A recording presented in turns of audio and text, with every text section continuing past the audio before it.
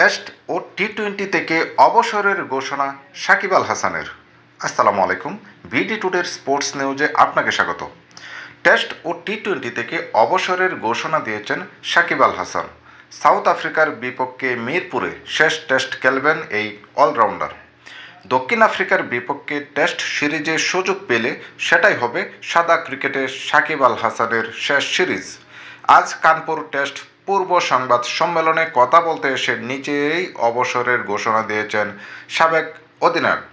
সংবাদ সম্মেলনে এসে পরিষ্কার বলে দিয়েছেন, যদি দলে নেওয়া হয় তবে ঘরের মাঠে দক্ষিণ আফ্রিকার বিপক্ষে টেস্টগুলোই হবে আমার শেষ।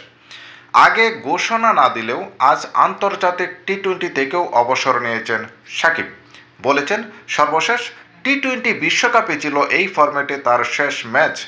আমার মনে হয় টি-20তে আমি আমার শেষ ম্যাচ খেলে ফেলেছি। অর্থাৎ ভারতের বিপক্ষে আগামী মাসে শুরু হতে যাওয়া টি-20 সিরিজেও আর দেখা যাবে না তাকে। ধন্যবাদ সবাইকে।